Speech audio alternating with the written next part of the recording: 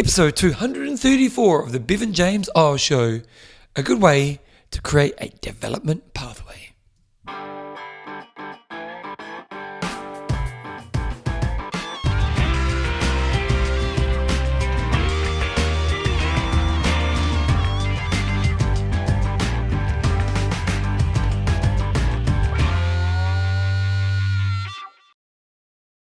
Rightio team, welcome along to episode 234 of the Bevan James Eyles Show, your footnote podcast on the behaviours that create a lifetime love of exercise so you can get all the benefits that come alongside it. Got to say, it's Easter Monday on 2022 when I'm recording this right now. It's my day off and I did have an interview planned, but unfortunately they had to postpone. So I have to admit, I haven't put much prep into today's show, but I did have an experience last week that I thought I could share with you. And I'm going to be on today's show, there might be kind of common themes that I've talked about a lot over the times. But basically what I've done recently is I put together a goal setting session for my half marathon group that started their next training this week. And I've never really done goal setting sessions with the group. So I wanted to put together a system of goal setting that helped them get the most out of the next 10 weeks. And so today I thought I'd do that with you. So today I thought I'd take you through some of the framework and some of the thinking I did in putting this goal setting session together. And you can use it for a framework for your own goal setting in your own life, or you can think about what you want to do. If you want to, you can actually kind of work through this and pause and kind of use this as a goal setting framework. I'm not going to go heaps of depth. I'm more just going to give you the themes and maybe some overview thoughts around what and how I put this together. So you can take from it what you want. But if you are looking at doing some goal setting, maybe it's something you can take some stuff away from. I'm not going to spend much time talking about other things before the show because it is Easter Monday. It is my day off. I've got to go help clean up my garage for my wife. So I've got to get this done kind of ASAP. So I just want to say, before I do get into the main of the show, I want to say a big thank you to the patrons of the show. These are people who give some of their hard-earned money my way every time I release an episode of the show. And when you become a patron, you also get a Bevan James Eyles Show podcast nickname. So these people have done that. We've got Scott Lee Belly McMillan. We've got Charlotte Music to the World Bell.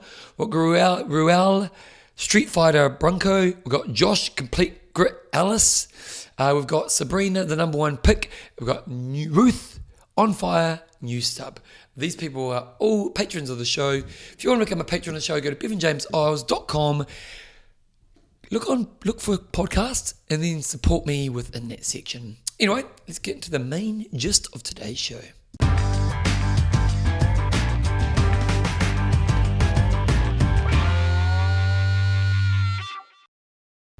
So in my running business, I have different products. We have our beginner group, which I talk a lot about on this podcast because they've taught me so much about how to help beginners be successful for exercise. So that's our Get Up to 5 group. We have our 10K group, and then we have our half marathon group, which is called Race Team. And Race Team tends to get our most regular runners. And what I mean by that is we get the people who tend to come back the most. So we've had people running Race Team Race Team's been going since 2008. So, or maybe even 2007. So it's been going for about 15 years. And we've had people who have been running for us pretty much those whole 15 years. And it's really cool because it's good to see that they get lots of value in what we do and we help them stay in a really good place. But one of the things I've been thinking about a lot lately, and based around that concept I talked about in a couple of episodes ago of how to get someone to a thriving place with exercise, that place where they're getting all the most out of exercise. Well, in some ways I look at my Race Team product and I look at the people who've ran with us for a long time, and they're kind of more in that habit place. They're in that place where they're getting lots of benefits from the fact they've got a good running habit in their life, but maybe they're not growing in the way that's the most mentally rewarding for them at this moment in their life. And in that place where they're thriving. And if you know what I'm talking about, if you haven't, go back and listen to a couple of episodes ago. I did this concept of the 4 types of exercises. And the thriving exercise is that person who's getting a lot out of their exercise. They're getting higher level physical benefits, higher level mental benefits, higher results and rewards. They feel better about themselves, and there's just so many gains and benefits from being in this place. And so recently I was thinking to myself, because one thing I talk about for my business is that our 3 values of my business is community, growth, and fun. And if I was to be 100% honest about my business, I think we do a good job in all of those 3 things.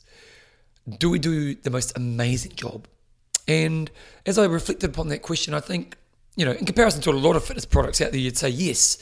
But to what I see that we could potentially create, I don't think we're there. So in the back of my mind, I've been thinking about what are some things that I can do to enhance that growth experience and a community experience.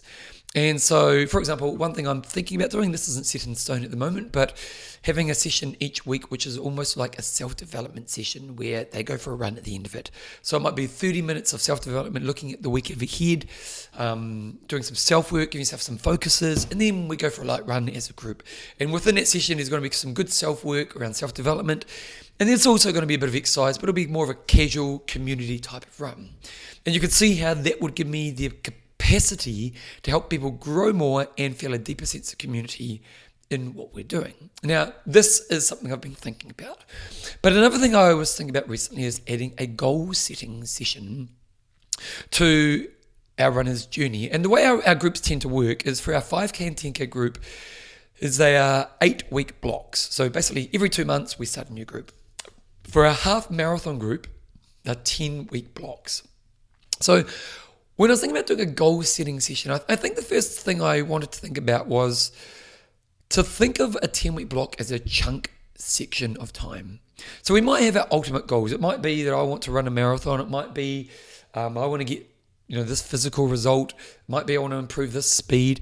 And in 10 weeks, you can make improvement depending on the goal. Like if you're just starting to bring exercise into your life, an 8-week goal is a pretty good first goal, and it's probably where you're going to sit with that. But if we think of these people who've been doing movement for a long time, their goals are more about evolution. Their goals are more about continual evolution and continual growth. And I'll be sharing some examples as I work through this. But a good example is we've got this lovely lady called Lisa who's been running with us. She started a 5K journey about 3 or 4 years ago. Wicked, like she was never really ran, was just like total beginner. Now doing half marathons. But about 3 or 4 months ago, I was having a chat to Lisa in one of our sessions, and we were talking about how she's got to the place where turning up is good enough. So for Lisa at that moment in her running journey, she was good at turning up. She turned up to all the sessions we did. Again, she was in that habit place of exercise, but she wasn't really trying to grow. And so I challenged her at that time and I said, well, Lisa, I think you've got to become a higher level athlete. And one thing you've got to do over this next period of time is learn how to become somebody who can set objectives for your training sessions and actually hit the objectives of your training sessions. And I want you to spend this next period of time as a practice period of developing that skill. Like if we think of the ability to hit objectives as an athlete and we look at it as a skill, what are the tools and strategies that you need to apply to be somebody who can actually do this in your life? And this is what we're talking about with Lisa. And then for the next 3 or 4 months, Lisa has absolutely smashed it. And she did a half marathon with us a couple of weeks ago. And she absolutely just stellar performance. And stellar performance not just for the run day, but for the 10 weeks leading up to it, she hit the objectives of all the sessions. And it was really interesting because before we started the run that day, I was having a chat to Lisa and I said, how are you feeling? She said, I just feel amazing. Like I just feel really proud of myself. I feel I'm thriving. I feel on top of the world. I'm getting great results. I'm faster. I'm just absolutely in this really awesome place with my training. And what we'd done there was in a 10-week period, I'd said to Lisa, you've got to learn how to hit objectives. And what we did is she went away and worked on that skill of that. So over that, I'm calling it chunk periods. So over that chunk period of time, she focused on one skill development that would make her an overall better runner. And so for that next 10 weeks, Lisa focused on hitting objectives, planning, learning the tools and strategies that made sure that when she turned up to session, she just didn't tick the box, she actually hit it hard. Now, Lisa then went on, achieved the goal she wanted to achieve, and got massive results. Now, if we look at Lisa right now, it's not the end of her journey. She's got plenty more growth in front of her. And when we did the goal setting session, one thing that Lisa discovered was that she wasn't necessarily that in tune to her nutrition strategies. So now as she's going into the next chunk of her evolution, what she's going to be looking to do is become better at nutrition in both training and on race day. So if we look at the 20-week period that I'm talking about here with Lisa, well, the first part of her evolution, and her goal is obviously to become a faster and better runner. That's the overall goal. But what we're using is time frames to evolve one aspect of her running. So for the first period, it was to evolve her ability to hit objectives in the training. Now, ideally with Lisa, what we're looking to do is, as she's got to the end of that period, we want to maintain that as a new standard that she sits in. So the tools and strategies that she's learned while she's hit those objectives, now that she moves on to nutrition, we don't want her to lose those. So it's almost like those become the consistent behavior that she will sit with moving forward. And so she doesn't need to be aware of maintaining those tools and strategies as she shifts her focus towards nutrition. But if she does that, then when she adds a nutrition piece to her puzzle, obviously she's going to become a better athlete. And this is what I wanted to work around with the time frame or the framework for my athletes for the running goals, is to kind of say, okay, we're going to have a 10-week period, and we're going to look at it as a chunk of time where you're going to focus on one or two skill developments or one or two areas that will evolve you as a runner overall. And what I actually did is we did this in two areas. So we did it in the running and one other area of health. And what I did in the session is we had maybe 20, 30 people at the session. I identified 5 areas for health. So sleep, nutrition, stress strategies, I can't remember the other two, but like those types of things, recovery strategies, whatever it was. And then what we did is each person chose one running thing and then one thing from another area. But let me break it down even more. So the first thing we want to do is we're going to go, what's the area of life you want to grow in? And so you might say, I want to grow in my ability to stress release and my running. I did 2 areas. So 2 areas of your life you want to grow in. The next thing we want to do is what I called a skills breakdown. So with running, give me a second, I'm going to pause, I'm going to come back and put my notes.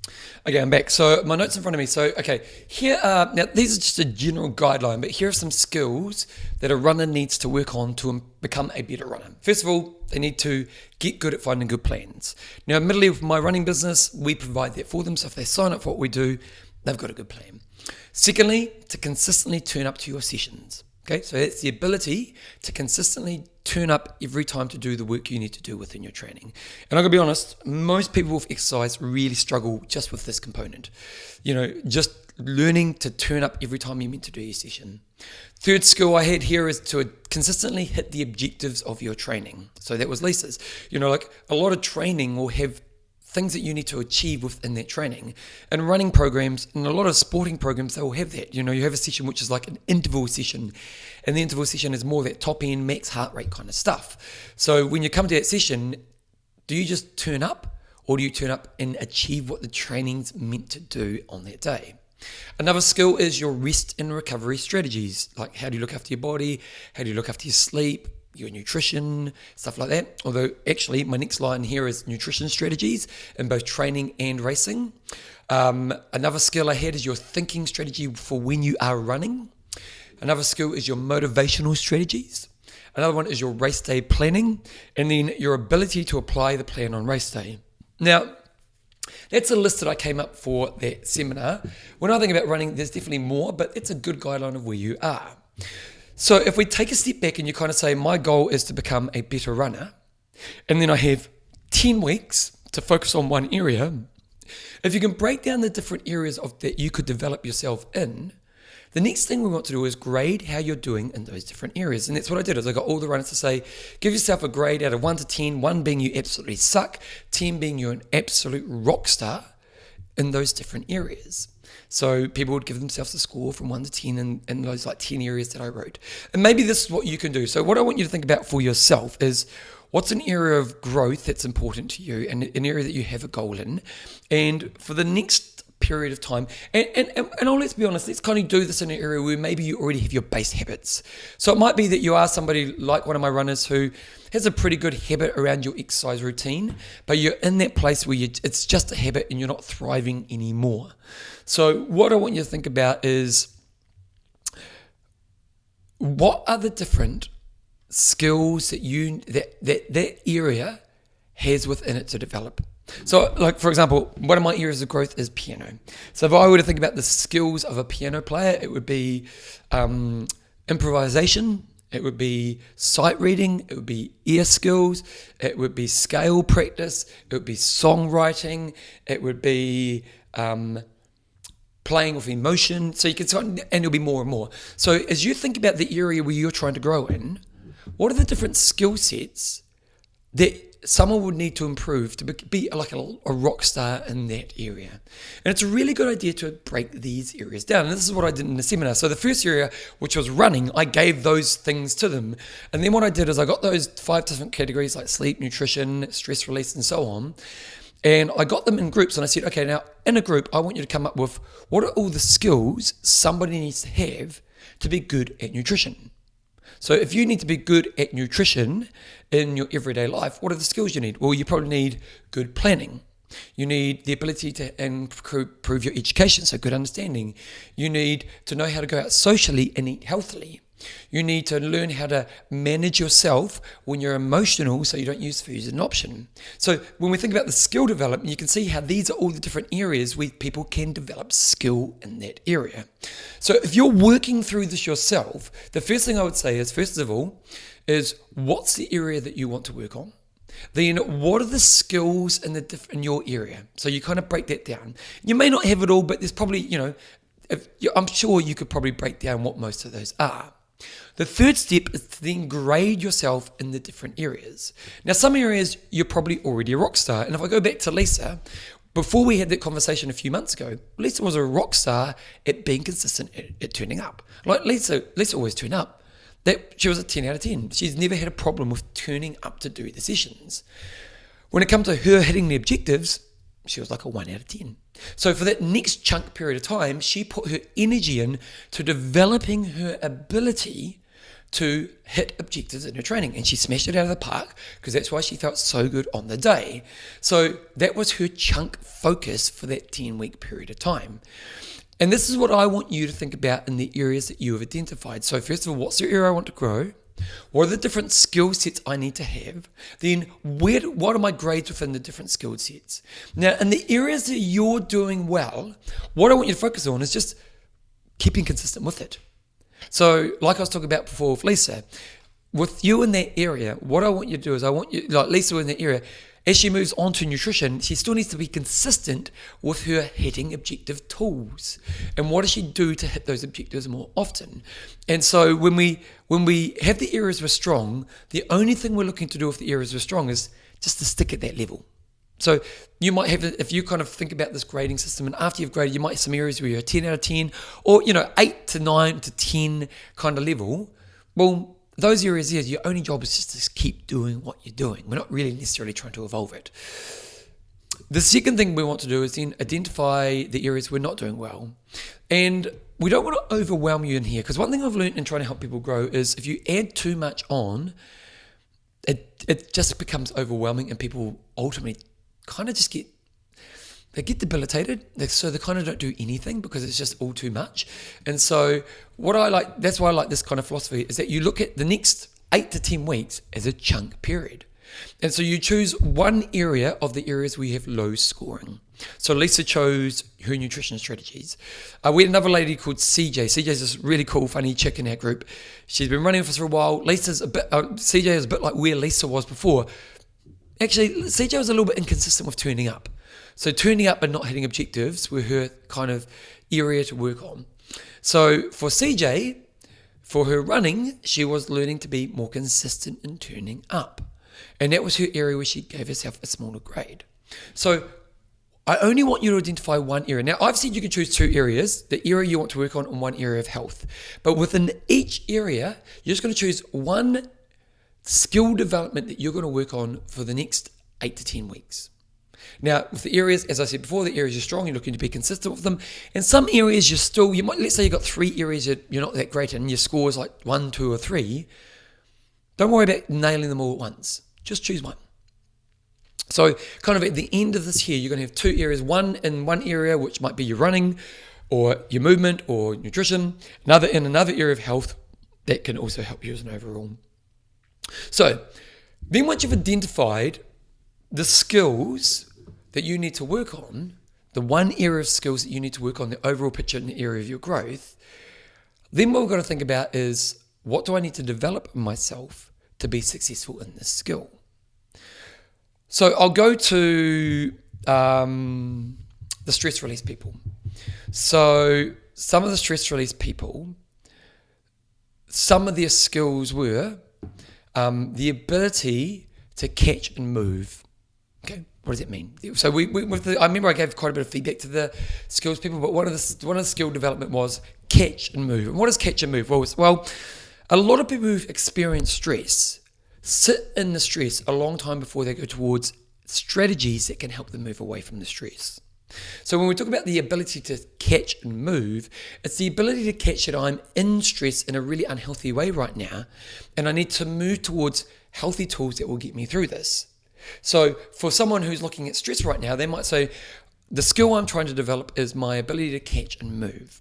And what does that mean? Okay, I want to spend less time in stress and faster time moving towards tools that are going to help me. So then when we think about that, then what we want to do is we want to develop the tools and strategies that will help us become good at that. For Lisa is trying now to work on her nutrition strategies for her training and her race day. So that's the skill she's developing. What tools and strategies does she need to put in place to get good at doing this? So I'll kind of give you both examples. So for somebody who's doing the catch and move on for the stress release, okay, so one strategy they need to do is learn the awareness tools that tell them they're feeling stressed. So and a good way to think about this is when you feel stressed, what tends to happen to you? So it might be you feel an inner within yourself. Like often stress is represented in your physical self, isn't it? It might be a tension in your shoulders, it might be a gut feeling, it might be, you're breathing more heavily. There is these signs of stress. Second thing might be that you're shorter with the people in your world. So you're catching that I'm being shorter with the people in my world. Third thing might be that you find you're replaying the thoughts over and over again and you're getting more frustrated in the situations, even in situations that aren't around the area that you're stressed in. So you can see the skill we're trying to develop here is to catch those triggers earlier. That's the skills and tools we're trying to develop. And then what we want to do is the second skill and tool around this is to then redirect your focus towards tools that can help me out of it. So it might be, okay, so I'm catching, I'm feeling tension, I'm disconnecting, and I'm feeling frustrated. So that's a good moment to catch. Now, what's my next tool? Okay, my next tool is to go towards a healthy way to deal with this moment. It might be to go for a walk in nature. It might be to meditate. It might be to write a journal. It might be to talk to a good friend who I know can help me. It might be to do some hard exercise. So when you think about the skill you're trying to develop to catch and move on, the tools and strategies include great awareness, great redirection, and great other options in how to deal with this moment. So for the next 10 weeks, that would be what you are trying to practice. That would be the key thing you're trying to practice as you work through this period of time. For Lisa with nutrition, so she's trying to get better at nutrition in both her training and her racing. So her tools and strategies are going to probably do, make sure she does the research. Now, in our program, we actually send through a nutrition portal that teaches all of our runners everything they need to know, both in training and running. So there's probably going to be one of her tools and strategies is to educate herself based around the education that we give to her. Another tool and strategy is probably going to be around planning. So to make sure she plans both practically to have all the nutrition she needs for her training, but also to plan when she's going to take her nutrition in her exercise sessions. Another tool and strategy is when she's in her sessions is maybe to have a timing on her watch that reminds her to eat every time she's meant to be eating within her plan. Another thing is post-training nutrition. So she might need like a protein shake with a little bit of basic carbohydrate for post-session and then a meal for afterwards. So you can see what we're thinking about here is that her skill she's trying to develop is her nutrition strategies for her training and racing, but what are the tools and strategies that are going to help her get good at that? And that's what I want you to think about as the next step in this process. So once you've graded yourself, once you've found the area that you're working on, then you want to write down a list of the tools and strategies that will help you be successful with this. Now, in my podcast over the years, I've talked about this concept of outcome, behavior, setup, actions. And I talked a bit about this with the runners. So let's say Lisa, let's go back to Lisa and nutrition. So the outcome she wants is to have better energy and get better results from running because she's having better nutrition when she's training. The behavior she needs to have is she needs to have the behaviors of having the right food, having the plan in place, and then applying a nutrition plan in both her training and in her racing. The things I identified before are what I call setup actions. So the setup actions for Lisa would be the education, would be planning the night before around my nutrition, would be planning that meal post-run that I have, that like it might be that I have a protein up and go when I come out for my run and it's in my car ready to go. So the setup action is the thing you do that allows you to do the behavior. And I want to take you back to lovely CJ. So CJ was the one who was working on consistency. So CJ was saying that for her to be, she wants to be a better runner, she wants to get better results. So that's the outcome she desires. The behavior she's focusing on, which is a graded thing, is consistently turning up and working a little bit harder. Her setup behavior was to spend some time before the session, actually looking at what the session is, getting a good understanding of what she needs to do at that session, and then come with a focused mind that helps her get the most out of the session. So you can kind of see that if CJ devotes that time to doing that work, then she'll turn up to the session, she'll hit the objectives, which then the outcome, which is to achieve the goal of becoming a faster runner, has a higher chance of success. Now, what was really cool was on Tuesday night, which was the first session that CJ had to do after the goal setting session, she turned up, and it's also the hardest session we do each week. CJ turned up to the session and she had a piece of paper and she had written out the session and written some things to remind herself of in the session. Now, in that session, CJ trained like a beast. I could see that she was training like an absolute bloody rock star. And the reason she trained like a rock star is that she put her focus on the first step of that process.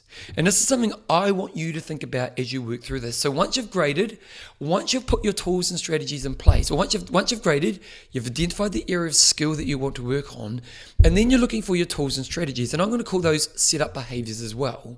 Because if I use my tools and strategies, I'll do my behavior, which means I'll have a higher chance of achieving my goal. And this is where I want you to think about your effort point. So your effort point in your journey is where I want you to put all your energy into making sure you succeed. And let's go to the stress release. No, let's use Lisa in nutrition again. Okay, so Lisa's effort point is planning the food and educating herself. Okay, and probably her three effort points are planning the food, educating herself, and planning it within the session when she's going to eat her nutrition. Okay. Now, why are those effort points? Well, effort points are where you really need to put your most amount of energy into making sure you do something. Because behavior change is hard, and the biggest problem is people find the effort hard. And I think one thing that's really important, and I've probably talked about this on the show in the past, but a lady who I've worked with a lot, I remember I said to her when she was going on a weight loss journey, I said, one thing you need to understand, it's going to take a lot of effort, and it will always be effort. But learn to love the effort, and then you'll be way more successful in your journey. And this lady has achieved amazing things in her health and fitness. And later on, like 18 months later, she said to me, Bevan, you telling me that effort was going to be a part of the journey made it so much easier for me, because by understanding that effort was going to be a part of the journey, I just accepted that it had to be there, and that allowed me to go down that pathway with the understanding that effort was my friend and I actually wanted to include it. And I want you to be a realizer of this as well. If you're trying to create change and you're trying to evolve and become that next level, there's always going to be effort. And so what we want to think about is, where do we put our effort points? Now, there's lots of effort points along the way, but to me, where you want to put your most amount of effort points is in those setup actions, or those setup actions that lead towards the behavior. So CJ, she devoted the time before she came to the session to spend some time looking at session, writing down the session and writing her objectives down. That setup action meant that when she came to the session, she hit the objectives. And what were her two things? Her two things were to be consistent with her training and to hit objectives. So she did her behavior that she wanted. She did the skills that she needed to develop because she used very good setup actions.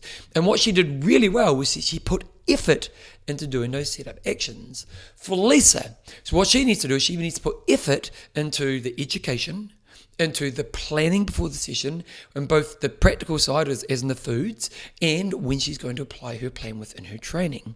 So where does she want to put most of her effort? Into the setup actions. Because what I've discovered is that when you put your effort into your setup actions, the behaviors tend to flow on from that. And if we can consistently do our behaviors, we're going to get the outcomes that we desire. So if in the stress release, if you can consistently put some setup actions in to go today, so one of your setup actions might be every morning you're going to remind yourself to look for moments where you feel stressed, and you're going to remind yourself to catch your triggers and go towards your process. Now, if you do that every morning, I guarantee your chances of catching the moment where you're feeling stressed, so those triggers I talked about earlier, are going to be caught way earlier. And then you can then remind yourself to go into the behaviors trying to work at that time, which is catch, redirect, and focus on a healthier way. And if we can consistently do that behavior, then you're going to get much better at becoming a person who's less stressed in life and better at healthily managing your stress in your life. And this is how we want to think about this framework of everything that we were doing, is putting our effort moments on our setup actions, which lead to us doing the skills and tools and strategies, which lead to us applying in the area we're trying to develop ourselves, which leads to us getting the outcome that we desire. Now, there are some other things that I just want to add on top of this. So first of all, reflect and learn after every experience. So for like CJ, after that track session where she brought her sheet of paper along, she wants to reflect and learn and go, okay, was that a better experience for me if I did that? And if so, what do I want to reinforce? What didn't go well, and what can I tweak? Lisa, thinking of her talking to me before that half marathon. When Lisa and I were talking, I was going, okay, well, what do you want to reinforce? What did you do well to make sure you became someone who had objectives? And then what can you evolve and what can you tweak moving forward? And I love the idea of using this as much as possible. Like often we do reflection after big moments, but I actually think if you can use reflection as a part of your day-to-day experience in the skill development in this area, there's a much higher chance you're going to be successful with it.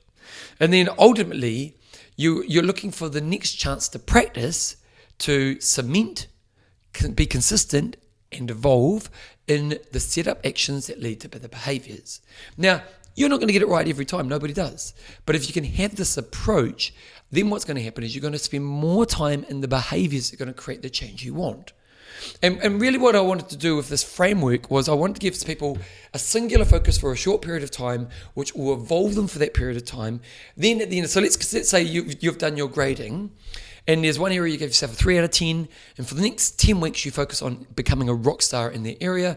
You find good tools and strategies, good setup actions which you put your effort towards, and then at the end of this period of time you're now like a 7 or 8 out of 10.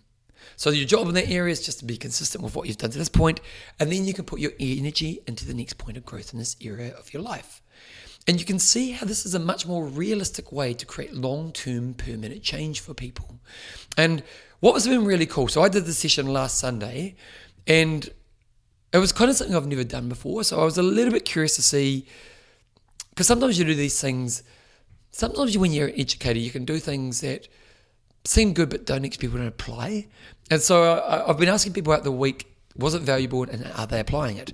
And pretty much everyone I've talked to who came to that session have said it was really valuable and it's helped give them a real singular focus. And actually one of the runners called Vanessa, she's a lovely runner. She's started at the beginning, half marathons, awesome, and really good in lots of areas. And she came up to me at the end of the session and she kind of gave a good point. And she said, Bevan, one downfall of the session is you haven't really given us the big goal at the end. You know, we didn't sit down and go, the goal I want to achieve is to run a 1.5 hour marathon or a 2 hour half marathon or whatever it was. And as she said that, I did think, it's a pretty good point. I probably should have said, we still want to have the outcome we want. You know, we still want to have the carrot at the end of it. As much as we're not putting our focus on the outcome, we probably just want to have that. And so I do think next time I probably will put that, but we're not going to put the energy and the focus on the outcome. We're putting it on these steps we've talked about today. But then Vanessa came up to me on the next night, on the Tuesday night after the track session we did, and she said, Bevan, I actually really loved the session after that. And I went away and I thought about my comment to you, and I thought about how what you've done is you've simplified it in a way where I just know that if I can get this piece of the puzzle improved over the next 10 weeks, I know there's a higher chance of me achieving the outcome that I desire. And that was kind of the point. Now, admittedly, I do probably need to put the bigger carrot in front of people as a part of this process. So it might be that you want to be a sub 4-hour marathon or 5 or whatever, or whatever goal you have. It is good to have that carrot at the end. But Vanessa was saying, actually, the framework I gave her of just saying for the next 10 weeks, you're trying to get great at this one thing. You're trying to look at your tools and strategies and your effort moments. She said, once I understood that, I kind of knew that, you know what, if I can nail this one area, the chances of me getting the big carrot at the end of it does improve. And what I liked about, she said to me, what I liked about what you've done, Bevan, is you've just given me a real clear sense of focus for this next chunk of time that gives me an area to get really great at. And then as I move for the next period, then I trust that I'll become a better runner and I am going to get better outcomes and better results because the pieces of this puzzle will come together and will evolve me as an athlete. And so while I probably should have put that carrot in place, it's not really needed. You know, well, I don't know, maybe it is for some people, but if it's just about choosing one area that you're focusing on for the next period of time, and that you understand that putting that piece of in the puzzle of you as an overall in the fundamental area, then you know you're going to become better. So that was the kind of framework. And it's been really interesting watching my runners this week because the people who turned up to that session seem to be really smashing it in their runs. They've got a lot of effort moments in front of them because we're doing this for 10 weeks. So, you know, it's week one, and often week one, everyone can be really fired up. But we do want to make sure we continue on with this journey. But you can see this framework I've given you to here today, and maybe this is something you want to think about. And I'll quickly recap the framework so you have a good understanding of how it works. So first of all, choose the area of your life you want to evolve in, and it might be an area that you're already doing okay in, and you've got that habit place, but you're not really growing.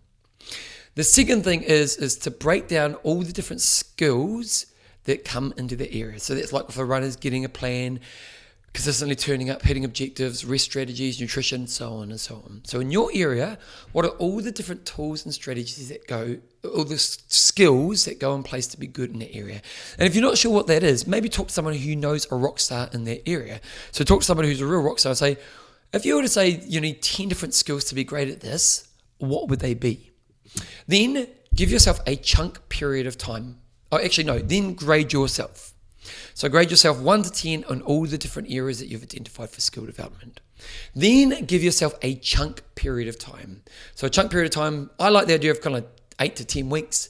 You know, a period of time which is enough where you can just focus on one thing, but also long enough where it's going to cement, you know, the things you're trying to practice. Once you've done that, then you want to identify the setup actions and the skills and tools and strategies. So the tools and strategies and the setup actions that will give you the behaviors in your skill areas. And that's where you're going to be putting your effort to make sure you practice those things every day in your day-to-day journey of the next 8 to 10 weeks. And what you're doing is then, as you go through this experience, you're looking for more opportunities to practice those things, and you're looking to learn and reflect to reinforce the things you're doing well, to tweak where maybe you can improve, and to look to how you'll practice and apply that in the next time you do this. And the good thing about this is you're only focusing on one thing. And I guarantee if you can focus on one thing and nail this, then at the end of 10 weeks, your next job is to be consistent with what you've learned over the last 10 weeks and then move on to your next area of skill development. Now, you can see that if you do this, you're going to be a much higher version of yourself a year from now. And your skill development, all of these areas will be massively improved. So if you have listened to this today, my challenge to you is to choose 2 areas of your life to go through that process for. So that will give you 2 focuses for the next 8 to 10 weeks. And then plan and apply all the tools and strategies to actually put this in place. I'll be really fascinated to see if it can have a massive impact on your life, because that's what this is all about. I fundamentally believe, because I know this is a framework I use a lot in my own life for my own self-development.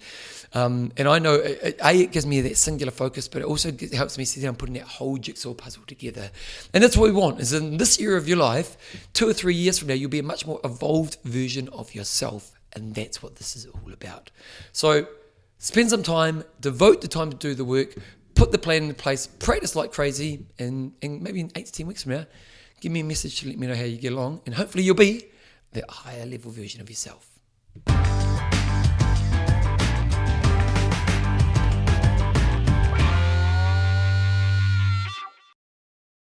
Righty, I think that's today's show done and dusted. I've got to get to the garage and do some work for my wife in the garage, so it's got to be done.